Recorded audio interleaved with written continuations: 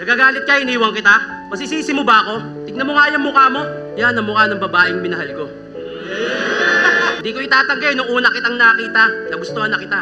Hindi ka kasi katulad ng ibang babae. Sa kanila meron kang pagkakaiba. At oo, ako'y nanligaw. Lahat ginawa ko kahit umabot ng ilang buwan. Hatid sundo, bigay ng tsokolate at bulaklak. Nagtiyaga ako, mapasakin ka lang. At salamat, sinagot mo ko. Naging tayo hanggang sa magsama tayo. Pinangako ko na ako ang magtatrabaho. Sa ating dalawa ako ang kikilos. Pinagluluto kita, binigay ko ang lahat. Sa ating dalawa, ikaw na nga ang boss eh. Trabaho, bahay, yan ang ginagawa ko at marami pang iba.